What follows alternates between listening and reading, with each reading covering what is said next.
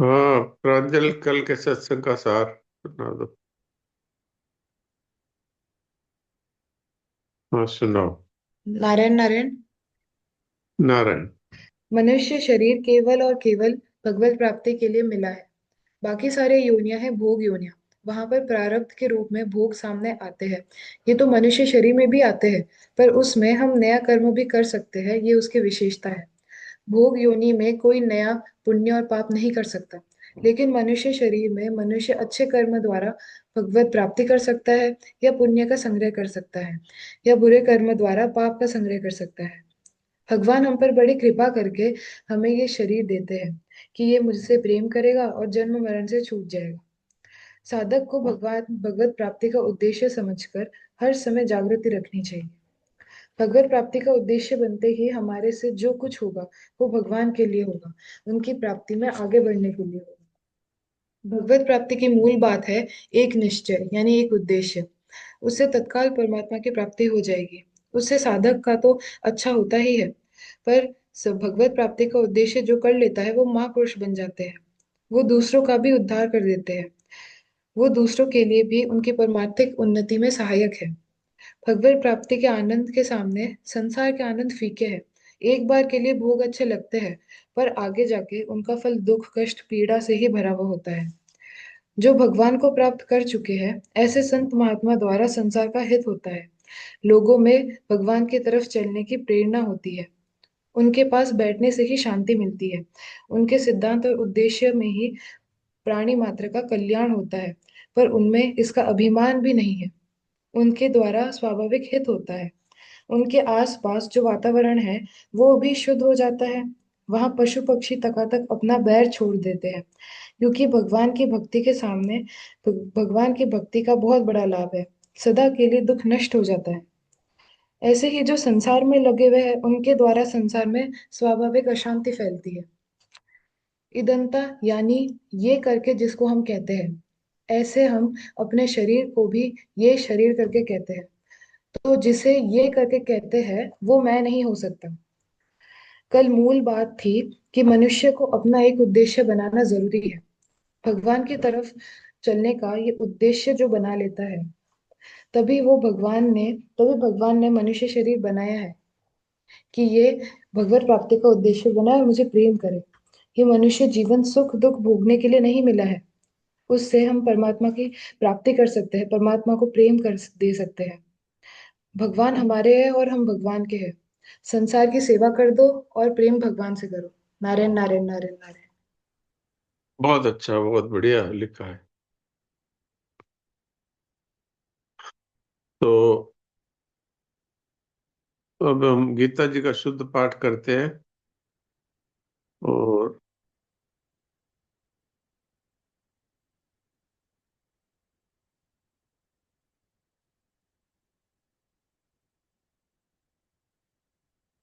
आज छठे अध्याय का 9वां श्लोक है। तो उसके बाद में आज नंदिनी पढ़ेगी मीरा चरित्र। आज मंगलवार है, मीरा चरित्र का वार है।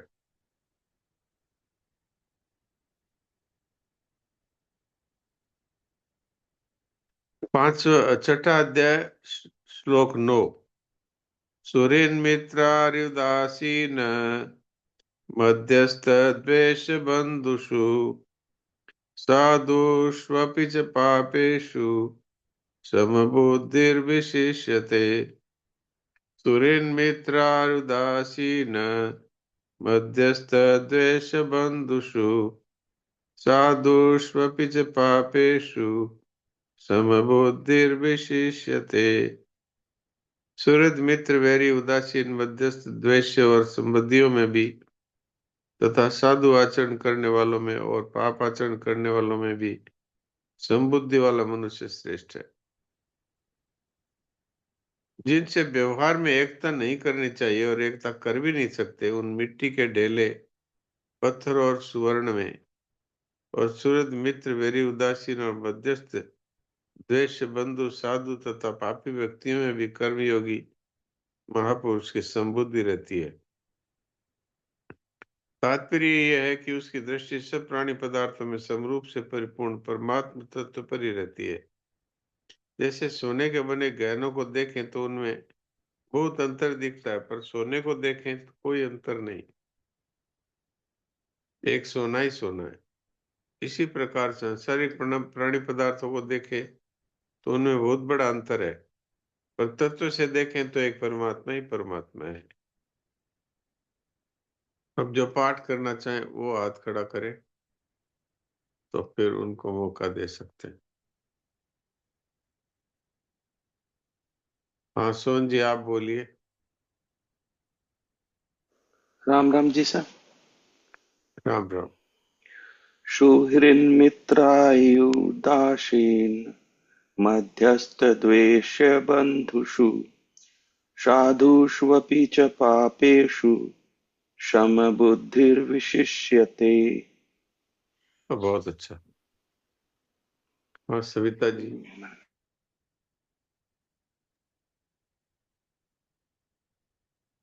प्रणाम डॉक्टर साहब। प्रणाम।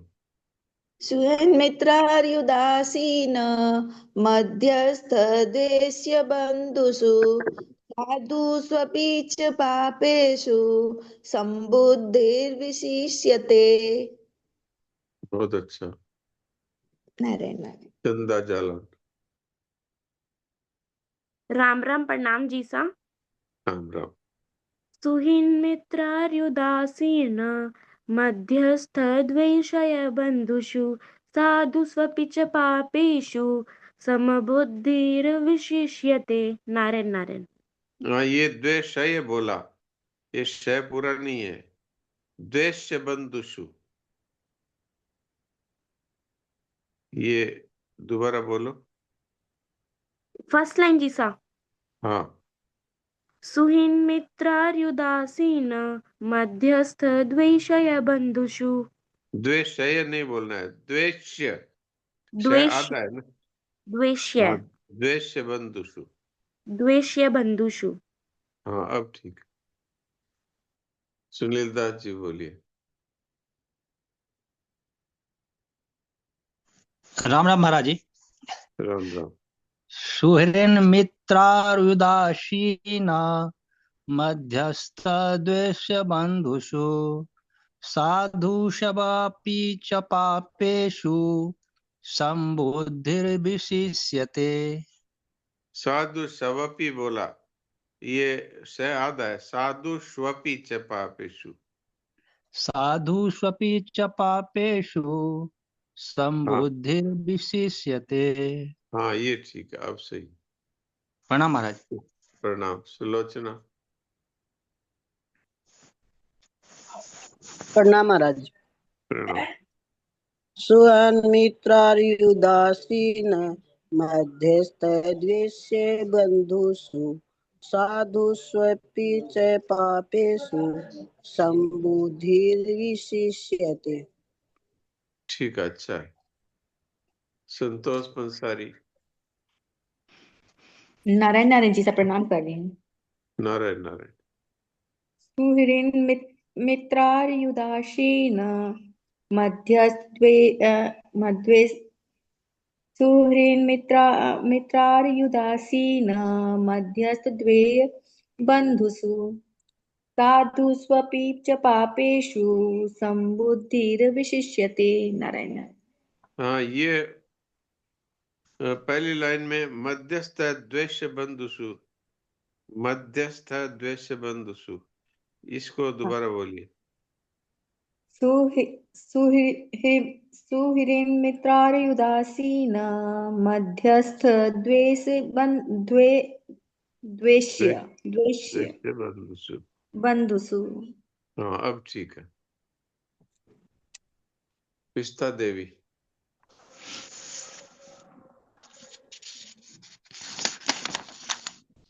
नारायण जी महाराज। राम राम। श्लोक नंबर 9।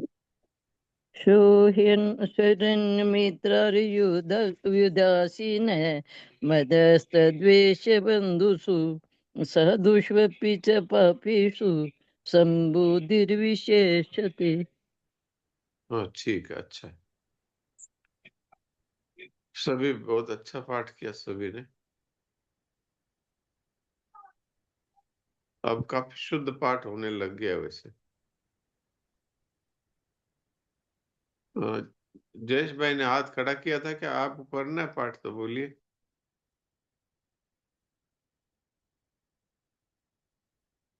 जयेश भाई आप कुछ बोल रहे हैं? नहीं जी साहब, मैंने हाथ पे हैंड रेस नहीं किया जी साहब। अच्छा, कल आए थे क्या नवलराम जी महाराज? हाँ, नवल राम जी महाराज घर पे आए थे। आए थे घर पे? हाँ हाँ। हाँ, तो वो सत्संग के टाइम में नहीं आ पाए? वो मैं पहुंच नहीं पाया वहां पर। पहुंचा तो सपना 8:40 हो गया था जी सर। अच्छा अच्छा, उनको कहा था क्या आपने? हाँ, आपका प्रणाम कहा था, बात करने का भी बोला। तो के हाँ घर पहुंच के फिर बात करेंगे, फिर सत्संग उन्होंने करा, बैठे बातचीत हुई। 11 बज गए थे फिर जी साहब, मैंने फोन नहीं करा फिर। हाँ, नहीं अच्छा ही किया, मैं तो सो जाता हूँ 9:30 बजे, 9:15, 9:30। हाँ, क्योंकि वो तो ठीक। क्या, सुबह दोपहर को आने वाले थे, पर किसी के यहाँ संतोष बेन माता जी के यहाँ थोड़ी उनके यहाँ भी जाना हुआ। फिर उनके आराम का टाइम नहीं बचता, ऐसा कुछ था, तो उन्होंने बोला आज ही चल देंगे पर रात को आएंगे, भोजन के बाद में, प्रसाद लेने के बाद, ऐसा हाँ बोला। नहीं ठीक है, चलो आपके यहाँ संतों का पधारना हो गया, ये विशेष बात है। जी, कीर्तन भी और किया और अच्छे से सत्संग किया। संतोष माता जी तो मोबाइल के माध्यम से जुड़ गई थी वहीं पे ऐसे, तो उनको अच्छा, उन्होंने बुला लिया। संतोष माता जी के घर गए थे क्या? जी जी, उनके घर पे दोपहर को गए थे सुबह। अच्छा, गए थे। हाँ संतोष भाई से बात करते हैं। जी। क्या उन्होंने क्या बोला? हाँ संतोष भाई बताइए, क्या बातचीत हुई? हाँ, राम राम, प्रणाम महाराज जी। राम राम, क्या बातचीत हुई? महाराज जी कल अचानक ही आना हो गया उनका। हाँ विचार तो था, बॉम्बे से तो बोल रहे थे कि एक दिन आपके घर पे आएंगे। पर हाँ कल वो सुबह तो आए उधर से बॉम्बे से। फिर हाँ नवीन भाई मुंदड़ा के यहाँ, तो मेरे को तो ये जयेश भाई से मालूम पड़ा कि उनके हाँ घर पे ही आएंगे सीधे। इनको भी नहीं मालूम था।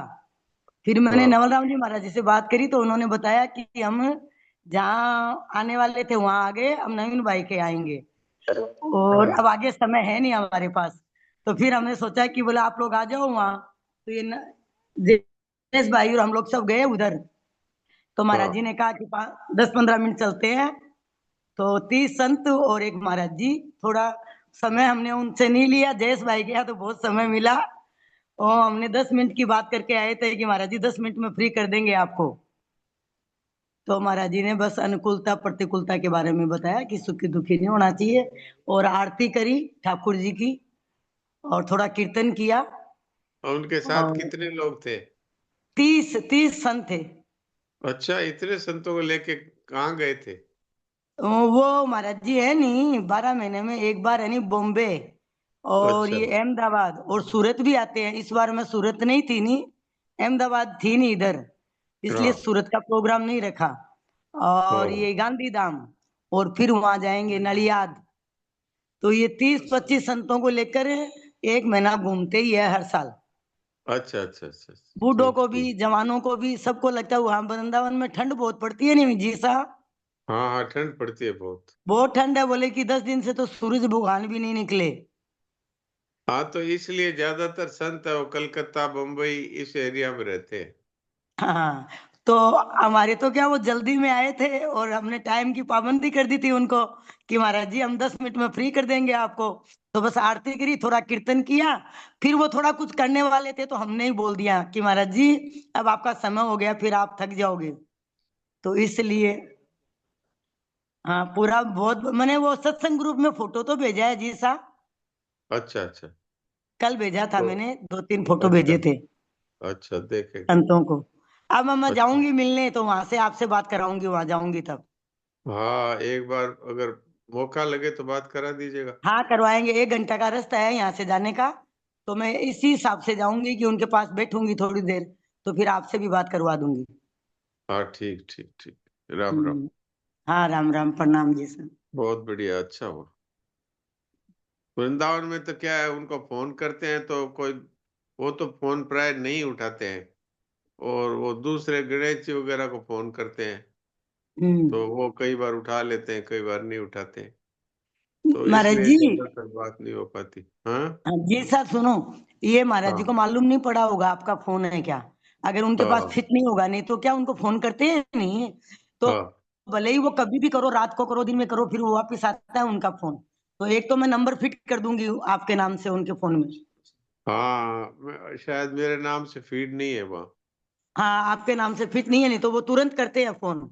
और दूसरा क्या है महाराज जी, जैसे वो सूरत आए थे नहीं, तो हाँ मैंने बहुत बोला कि महाराज जी आपसे तो बहुत फायदा होता है, और बोर्ड सब रखो, आप बात कम करते हो फोन में, और हम आपसे बात जब कोई प्रोग्राम रखते हैं तो बात तो करनी पड़ती है। तो हाँ उनको जैसे तैसे बोलकर और वो बोर्ड से फोन दिया था, सूरत में मंगा के हाँ दिया था, उन्होंने मना किया था। मैंने कहा महाराज जी आपसे ये फोन से बहुत बड़ा लाभ होगा लोगों को, पर वो हाँ फिर क्या मालूम हुआ ले जाकर किसको दे दिया। हाँ वो छोटे वाला सिंपल वाला ही रखते हैं। हाँ, तो इसीलिए मैं कभी व्हाट्सएप पे मैसेज भी भेजा तो कोई जवाब नहीं आया, तो हाँ फिर नहीं व्हाट्सएप नहीं है उनके पास, व्हाट्सएप मैंने नहीं है। सोचा शायद उनके पास अ, समय नहीं होगा, या फिर उनके पास मेरा नंबर फीड नहीं होगा। नंबर फिट नहीं होगा, नहीं तो महाराज जी करते हैं महाराज जी। ठीक है, चलिए, अच्छी हाँ बात है, राम राम। हाँ तो राम राम महाराज जी। अब नंदिनी से मीरा चरित्र सुनते हैं। मैंने आपको पर्सनल इसलिए नहीं डाला कि ग्रुप में डाल दिया था नहीं। हाँ, मैं देख लूंगा ग्रुप में, अगर मिल हाँ गया मैं तो। डाल दूंगी, एक दो पर्सनल भी डाल दूंगी, ठीक है जी सर। हाँ ठीक है, ठीक हाँ बढ़िया, हाँ राम राम प्रणाम जी है, सर। राम राम राम। तो नंदिनी, कितने नंबर पे से पढ़ेंगे? राम जी राम महाराज जी, पृष्ठ संख्या 356 से आखिरी पैराग्राफ से पढ़ना है। अच्छा, थोड़ा सा बता दो, पीछे राव जयमल जी की बात है वो। जी महाराज जी, तो जब मीराबाई 25 वर्ष व्रज में निवास करके द्वारिका के लिए प्रस्थान कर रही थी, तब उसी समय उनकी दासी मंगला मेड़ता से वापस आकर मीराबाई से मिली।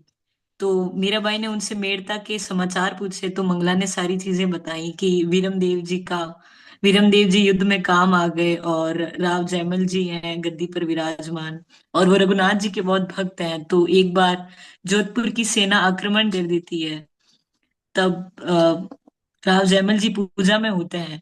तो पूजा के समय वो किसी से मिलते नहीं है, और ना किसी को आज्ञा होती है कि पूजा में अंदर आने की। तो फिर श्री रघुनाथ जी ने स्वयं प्रकट होकर युद्ध में लड़ाई की, और बाद में जब जयमल जी को पता चला, तब वो बहुत ही अश्रुपात करने लगे और खुद को अभागा कहने लगे। इसके आगे से बढ़ा था महाराज जी। हाँ, पढ़िए पढ़िए। वे अंगरखी की बाहों से आंसू पहुंचते बाहर चले गए। रनिवास के सेवक सेविकाएं, स्त्रियां और बालक जहां की तहां चित्र लिखे से रह गए। उन्होंने बाहर आकर पूजा की सामग्री मंगाई। गुड़शाला में जाकर उन्होंने उस अश्व की पूजा आरती की, भोग लगाया और औंधे लेटकर दंडवत प्रणाम किया। पूज्य और पुजारी दोनों की आंखें जर रही थी। उन्होंने देखा वह पाणीदार कुम्मेद अश्व, जो कई भीषण युद्धों में उनका साथी रहा, अश्रुपात करते हुए थर थर कांप रहा था। उन्होंने आवाज देकर अश्व परिचारक को बुलाया और स्वयं झपटकर उसकी पिछाड़ी और गले का बंधन खोल दिया। पिछाड़ी खुलते ही वह बैठ गया। उसकी पूरी देह रोमांचित थी। जयमल वहीं भूमि पर उसका मुख गोद में लेकर बैठ गए। के कान उस पर हाथ फेरते हुए उन्होंने गदगद कंठ से कहा, केकाण, तू पशु होकर भी धन्य हो गया भाई। और और यह जयमल मनुष्य होकर भी जन्म भर अभागा ही रहा। प्रभु ने इसे दर्शन योग्य नहीं समझा भाई, इसीलिए मैं तेरा दर्शन, तेरा स्पर्श प्राप्त करने आया हूं। तो मुझे कृतार्थ कर दे मेरे भाई, मेरे जीवन रक्षक, मेरे साथी, मुझ पर कृपा कर, कृपा कर। जयमल जी उसके मुख पर अपना मस्तक टिकाकर रोते हुए कहते रहे। उन्हें ज्ञात ही नहीं हुआ कि कब घोड़े ने गर्दन ढीली करके पैर पसार दिए। गुड़शाला के सामने उनके भाई, पुत्र, सेवक सब आश्चर्यचकित उन्हें देख रहे थे। भाई पृथ्वीराज जी ने समीप आकर उनके हाथ पर हाथ रख धीरे से कहा, केकाण चला गया सरकार। चौंक कर जयमल जी ने सिर उठाया। कंधे पर पड़ा हुआ दुपट्टा उसके सिर के नीचे देकर वे उठ खड़े हुए। भाई से नजर मिलते ही वे उनसे लिपट गए। तुम सब भाग्यशाली हो भाई, तुम्हें रघुनाथ जी ने दर्शन दिए। तुम्हारा यह अधम भाई वंचित रह गया। अपने चरणों की धूल दो तो यह पवित्र हो जाए। सरकार, यह सौभाग्य हमें किसके कारण प्राप्त हुआ? हुजूर के चरणों के प्रताप से। हुजूर की भक्ति ने हमें यह दिन दिखाया, और दर्शन करके भी हम कहाँ समझ पाए दर्शन के महत्व को। अदर्शन की पीड़ा सरकार ने और दर्शन के आह्लाद को केकान ने समझा। हम सब तो पहले और पीछे भी वैसे ही हैं। भाइयों ने उन्हें महल में ले जाकर शयन कराया, और अन्य उसके केकान की अंतिम यात्रा की तैयारी में लगे। वृत्त सुनकर मीरा की आंखों से आंसू बहने लगे। सचमुच पशु होकर भी केकान धन्य हो गया। तूने दर्शन किए रघुनाथ जी के? हुक्म। जब अन्नदाता हुक्म के वेश में नीचे पधार कर आश्वासन हो रहे थे, तब गीत गाती हुई स्त्रियों के मध्य मैं भी विदा करने गई थी। भाई, और उनमें कुछ फर्क नजर आया था? नहीं सरकार, और तो सब कुछ वैसा ही था। केवल होठों की मुस्कान अधिक मोहक मीठी थी, दृष्टि भी अधिक प्रभावशाली थी, बस। धन्य हो गई तू भी। श्याम कुंवर बाईसा का पुत्र भी युवा हो गया होगा, वह भी युद्ध में जाता होगा ना? नहीं हुक्म, वे बना तो देवलोक पधार गए बचपन में ही। अब जो हुए हैं वे अभी 6 वर्ष के हैं। इनका नाम माधव दास रखा गया था। पर जब कुछ कुछ बोलने लगे तो मन मन कहते, इससे सभी मनमन दास कहने लगे। अब तो सब सकुशल है मीरते में, तो क्यों भागी आई पगली? सुख से रहती वहीं, मीरा ने कहा। मंगला अर्ज करने लगी। मेरी कुशल, मेरा सुख तो इन चरणों में है हुक्म। जहां ये चरण वहीं मैं। वहां तो आपके आदेश के बंधन में बंधकर रह जाना पड़ा। रही बात कुशल की, सो सरकार, जोधारनाथ की तृष्णा को मिटे तो कुशल समीप आए। जोधारनाथ के कारण राव जयमल को मेरता छोड़ना पड़ा। कुछ दिन इधर उधर समय गुजारने के बाद वे चित्तौड़ चले गए। महाराणा जी ने जयमल जी का बड़ा आदर सत्कार करके अपने पास रखा और चित्तौड़ का दुर्गाध्यक्ष नियुक्त कर दिया। नवीन राजधानी उदयपुर बन जाने से महाराणा अधिकतर वहीं विराजते थे। इस कारण चित्तौड़ दुर्ग के सारे अधिकार उन्होंने जयमल जी को सौंप दिए। जब अन्नदाता मेरता छोड़कर अन्यत्र पधारने लगे, तो मैंने वहां से वृंदावन आने का निश्चय कर लिया। उनसे और बाईसा हुक्म से आज्ञा प्राप्त करके मैं यात्रियों के साथ वृंदावन के लिए चल पड़ी। बाईसा हुक्म की इच्छा थी कि मैं उन्हीं के पास रहूं। वे कहती थी, मंगला जी, तुम मेरे पास रहती हो तो ऐसा लगता है कि मारा माँ यहीं कहीं मेरे समीप है। उनकी उपस्थिति का भान मुझे मुसीबतों से जूझने और जीने का बल देता है। वृंदावन जाने का मेरा मन देखकर उन्होंने फरमाया, जाओ जीजी जाओ। अपने सुख के पीछे मैं तुम्हारा सुख क्यों मिट्टी करूं? मारा मोटा माँ को मेरा पावा धोक अर्ज करना उनके दोहित्र का पावा धोक भी। अर्ज करना कि मैं कितनी ही दूर क्यों न रहूं, मन सदा अपने बड़ा हुक्म के चरणों की परिक्रमा लगाता रहता है। अपनी इस छोरू, अपनी शाम को भूल न जाए, बस इतनी कृपा बनी रहे। कभी कभार याद करके अपनी गोद की लाडली श्यामा को सनाथ बनाए रखे। इतना कहते कहते वे बेतरह रोने लगी। यह सुनकर मीरा की आंखों में आंसू भर आए, और लाडली श्यामा के बचपन की अनेक स्मृतियां मानस पटल पर नृत्य करने लगी। मंगला कहती जा रही थी, जब मन बड़ा विकल और विवल हो जाया करता था, तो वे मुझसे कहा करती थी कि जीजी, कैसा सुंदर था मेरा बचपन। दिन सुनहले और रात रुपहली थी। मेरा सब कुछ लेकर कोई मुझे मेरी मोटा माँ लौटा दे, मुझे उनके सिवाय कुछ नहीं चाहिए। वे ठाकुर जी को उल्हाना देती कि गोपाल, मारा वीरा, यो कई की दो थे। अब मारा माँ ने मुंह कद देखो ला। कुण लाड सु माने छाती सु चिपका चिपाए ठावस देवे। किणरे कणे बैठ बैठ मनरी बाफ काढू।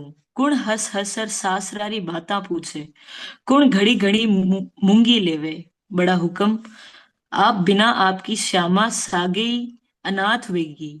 ऐसा कहकर बाईसा हुक्म मेरी गोद में सिर रखकर सिसक पड़ती। मंगला के मुख से लाडली श्यामा का समाचार सुनकर मीरा ने गंभीर निश्वास छोड़ते हुए कहा, बेटा, तेरे गोपाल तेरी सार संभाल करेंगे। वे समर्थ है बेटा, वे तेरे अपने हैं।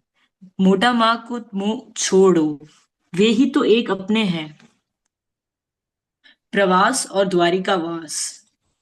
प्रायः सूर्योदय से पूर्व ही वे श्यामा श्याम की आज्ञा ले यात्रियों संतों के साथ द्वारिका के लिए चल पड़ी। इन 25 वर्षों में दूर दूर तक उनकी ख्याति फैल गई। दूर दूर के संत यात्री उनके सत्संग लाभ और दर्शन के लिए हाजिर होते। ज्ञान भक्ति की गहन से गहन गांठ वे सहज सरल शब्दों में सुलझा देती। चमेली और मंगला ने उनके लिए सवारी का प्रबंध करना चाहा, पर उन्होंने मना कर दिया। उन्होंने कहा, व्रज, वृंदावन और गिरिराज की परिक्रमा करने से अब चलने का अभ्यास हो गया है। चातुर्मास उन्होंने पथ में ही व्यतीत किया। थारे कारण बन बन डोलिया, लिया जोगण रा भेस, बीत्या चौमासा मासा बीत्या, पंडर री मारा केस। द्वारिका और द्वारिकाधीश के दर्शन कर वे प्रसन्न मग्न हो गई।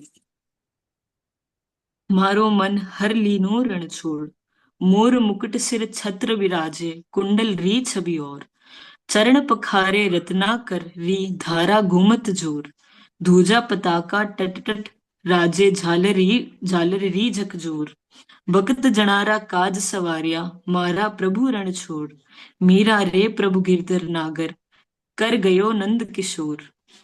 उनकी कीर्ति उनसे पूर्व ही द्वारिका पहुंच गई थी। उनका आगमन सुनकर संत भक्त सत्संग के लोभ से आने लगे, जैसे पुष्प गंध पाकर भ्रमरों का झुंड चला आता हो। उनकी अनुभव पक्व वाणी, स्निग्ध मुखाकृति, भाव भरे तेजोदीप्त नेत्र, त्यागमय जीवन और राग रागिनियों से युक्त भावपूर्ण अद्भुत अलौकिक कंठ स्वर आने वालों के सारे संशयों का नाश कर देते थे। उनकी देह में जब अब हल्की सी स्थूलता आ गई थी, किंतु जब वे रणछोड़ राय के सामने भाव विभोर नृत्य करती तो लगता कि किसी अन्य लोक की देवांगना ही धरा पर उतर आई हो। गोमती की धारा और उसका सागर से मिलन, सागर का अंतहीन विस्तार और गहराई उन्हें अपने स्वामी से मिलने का संदेश देती। वे सब उनके ऐश्वर्य के प्रतीक से लगते। वे प्रातः सागर गर्भ से उद्भुत अंशुमाली को एकटक देखती रहती। इसी प्रकार सायकाल जब वे प्रचंड रश्मि अपना तेज समेटकर अनुराग रंजित हो देवी प्रचिति के भवन द्वार पर उपस्थित होते, उनके प्राण एक अनोखी पीड़ा से छटपटा उठते। उनकी आंखों के सामने द्वापर की द्वारिका मूर्त हो जाती और उसमें सहस्त्रों भवनों के समेटे हुए वह स्वर्ण परीखा, उसका वह रत्न जटित द्वार, उस द्वार के दर्शन मात्र से ही वे अधीर हो जाती। उनकी देह कांपने लगती और द्वार में प्रवेश से पूर्व ही अचेत हो भूमि पर आ पड़ती।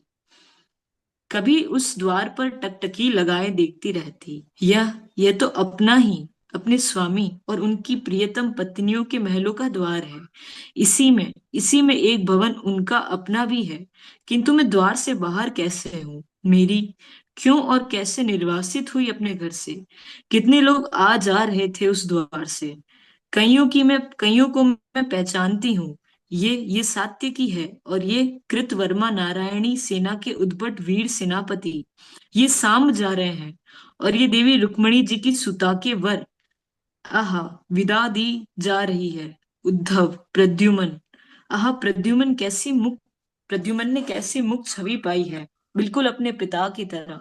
सहसा देखकर लगता है कि वही है और वे आ रहे हैं। भुवनपति द्वारिकाधीश, मेरे प्राण प्रति, मेरे सर्वस्व, मेरे घूंघट की लाज, मेरे जीवन की अवधि, मेरे आगे कुछ कहने को नहीं मिलता।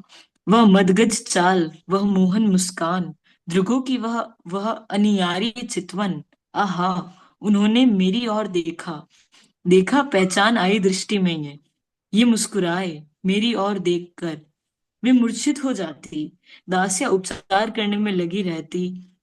दूर खड़े लोग उनकी दशा देख धन्य धन्य कर उठते।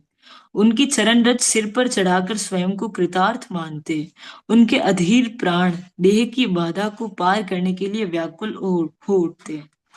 भुवन पथी थे घर आज्यो जी, बीथा लगी तन जारे जीवन, तपता बिरह बुझा ज्यो जी। रोवत रोवत डोलता सब रैन बिहावो जी, भूख गई निद्रा गई पापी जीवन जावो जी। दुखिया ने सुखिया करो, मोहि दर्शन दीजो जी, मीरा व्याकुल बिरहिणी अब विलंब न कीजो जी। दासियां सखियां समझाती, पर उनकी व्याकुलता बढ़ती ही जाती। वे कहती, प्रभु बिन ना सरे रे माई, म्हारा प्राण निकलिया जाए, हरे बिन ना सरे माई। कमठ डादूर बसत जल में जलसु उपजाए, मीन जलसो बाहर कीना तुरत ही मर जाए। बन बन ढूंढत फिरी में आली, सुधी नहीं पाई। एक बेर दर्शन दीजो, सब कसर मिट जाई। पाना ज्यों पीली पड़ी, अरु बिपत तन छाई। दासी मीरा लाल गिरधर, मिलिया सुख छाई। और ऐसी लगन लगाए कठे तू जासी, तुम देखियो बिन कल न परत है, तड़फ तड़फ जिव जासी। तेरे खातिर जोगन होंगी, करवत लूंगी कासी। मीरा के प्रभु गिरधर नागर, चरण कवल की दासी। उन्होंने अपने वे लंबे लंबे घन सुंदर केश, जिनमें कहीं कहीं सफेदी झांक रही थी, मुंडवा लिए। भगवा वेश धर हाथ में इकतारा ले वे गाती, सावरियो छाए रयो परदेश। मासू बिछड़िया फेर न मिलिया, भेजिया नाही संदेश। रतन आभरण भूषण छोड़िया, खोर किया सिरकेश। भगवा भेष धरिया था कारण, ढूंढिया चारु देश। मीरा रे प्रभु श्याम मिलन बिन, जीवन जन्म अनेश। वे रणछोड़ राय से अपनी द्वारिका में स्थायी वास देने की प्रार्थना करती। राय श्री रणछोड़ दीजियो द्वारिका रोवास। शंख चक्र गदा पद्म दर से मिटे जम की त्रास। सकल तीर्थ गोमती के रहत नित निवास। शंख झाजर झालर झांझर बाजे, सदा सुख की वास। तजियो देसरु वेश हूँ, तजी तजियो राणा वास। दासी मीरा शरण आई, अब थाने सब लाज। वे अपने स्वामी से निहोरा करती, साजन घर आवो नी मीठा बोला। बिन देखिया माने कल न पड़त है, कर धर रही कपोला। आवो निसंक संक नहीं कीजे, हिल मिल रंग घोला। थारे खातिर सब रंग तजिया, काजल तिलक तो मोला। मीरा दासी जन्म जन्म की, मनरी घुंडी खोला। वे कहती, तुम्हारा विरद मुझे प्रिय लगा, इसलिए सब मेरे वैरी हो गए। अब यदि तुम सुधि न लो, न निभाओ, तो मुझे कहीं और सहारा नहीं है। रावणो विरध माने रूडो लागे, पीड़ित मारा प्राण। सगा स्नेही मारे न, कोई बैरी सकल जहान। ग्राह गया गजराज उबारियो, अछत करिया वरदान। मीरा दासी अरज करे है, मारे सहारो न आन, मारे सहारो न आन। नारायण नारायण। नारायण नारायण। अब 1-1.5 मिनट रहा है, तो थोड़ी देर के लिए मीराबाई के इस चरित्र में ही और सब मूक सत्संग विश्राम करें। मीराबाई द्वारिका आ गई है और ठाकुर जी के भावावेश में दर्शन कर रही।